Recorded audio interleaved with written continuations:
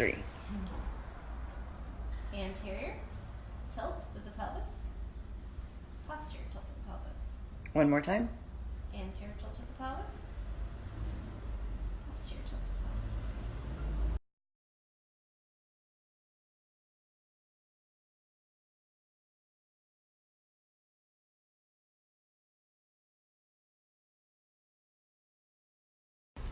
So why would you tell a student to take their sitting bones to the sky in down dog? If I saw too much posterior tilt in their pelvis and their femur heads were jamming forward and they were flexing their spine.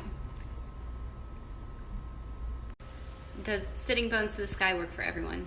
No, not every instruction we give as teachers when we're teaching a group of humans works for everybody. So how do we build the instruction manuals for each of our bodies so we can decipher in class what instruction we need and what we can discard?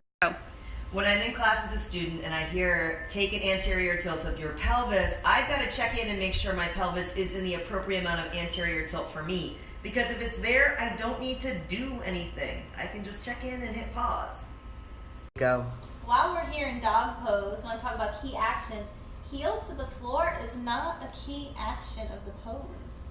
Yeah, your heels just go there, right? Yeah. They always have, right? Long Achilles. Long Achilles tendon. She was blessed with that.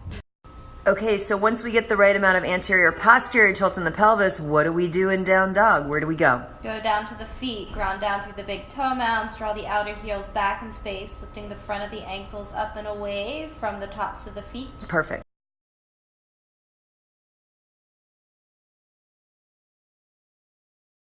Three. I'm going to lock out my knee joint and not engage the muscles, and then I'm going to engage. Right, so disengage and then engage. Quadriceps, hamstrings, glutes, everything from the sole of my foot. Disengage, engaged. Disengaged. Hey, Angela, why do we keep our knees unlocked and down dogged and the muscles around the knees engaged? So that the heads of the femurs don't pop forward in space and that the pelvis doesn't end up into a posterior tilt. Why do we want to take the heads of the femur back in space? It helps us to create a proper shelf for the pelvis, that we're able to move the pelvis over the fixed head of the thigh bone in this pose. It also helps us transmit what's happening from the grounding of the feet up through the spine. See the blue KT tape? Watch. Head of the femur popping forward, pelvis collapses, disconnected from spine and feet. Head of the femur back, connected to feet, connected up to the spine. Getting the heads of the femurs back in space and down dog is important because we sit like this. And if we go into down dog and we still get the heads of the femurs forward, right, we're not creating any space in the hip joint nor the lower back. So when you take your next down dog, experiment with what you're sensing. Do the anterior tilt of the pelvis, do the posterior tilt of the pelvis. When you're in the anterior tilt, are you feeling too much stretch in the hamstrings? When you're in the posterior tilt, do you feel like all the weight's going into your shoulder?